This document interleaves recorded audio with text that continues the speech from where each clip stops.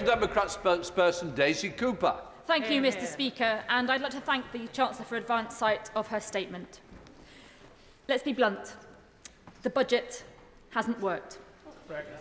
The Chancellor says that the government's #1 mission is growth, but to date there are no signs that the government is going to deliver it. The national insurance contributions rise is self-defeating. It undermines growth, it does not unleash it, and it piles pressure onto struggling small businesses and high streets. Neither does it raise anything like the sums of money for the NHS which the government initially suggested that it would. Now we have this much-lauded visit to China, but the government itself says that it is only worth £600 million to the UK over the next 5 years. This is equivalent to just 5.5 hours of NHS spending a year. That is 27.5 hours over the 5-year period. Mr Speaker, all growth is welcome, but this really is small beer. And what, Mr Speaker, are we to make of the Chancellor's pledge to improve existing channels with China? This is nothing short of warm words and mixed messages. The Chancellor should not have gone to China unless there was a commitment that Jimmy Lai was going to be released. Does the Chancellor now accept that the national insurance increase will damage growth?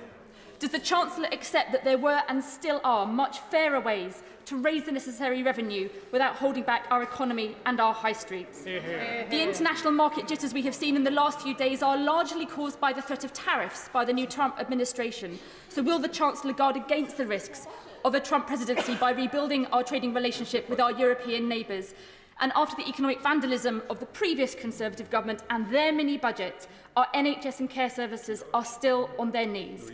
Does the Chancellor accept that wealth and health are two sides of the same coin, and that scaling back any investment in the NHS would not only be devastating for local communities, but also damaging for economic growth?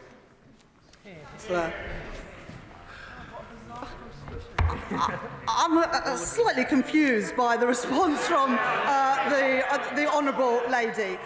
They oppose every decision that we made to get the public finances under control at the budget, and now they say that we need to spend more on public services. Well, I'm afraid the Honourable Lady can't have it both ways. The only way that there's more money for our public services is by raising that, as we did in the budget, decisions that the Liberal Democrats apparently oppose. And then the Honourable Lady says that £600 million isn't worth it.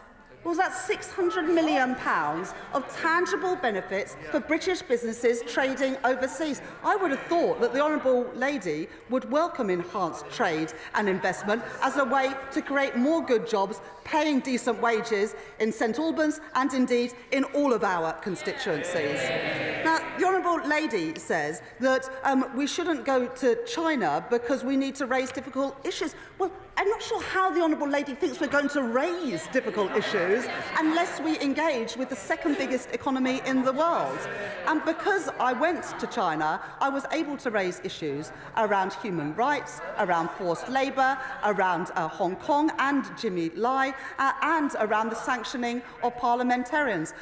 You can't raise those issues unless you were in the room. I was in the room and therefore able to do just that. And I would finally just say to the Honourable Lady, this is the party that put £20 billion into the National Health Service at the budget in October. We were able to do that because of difficult decisions that we took, including on taxation. The Honourable Lady seems to want the additional money for public services, but without finding any way to pay for them. Well, that is the way that the party opposite got into the troubles they got into. I'm afraid the Liberal Democrats are going down exactly the same path.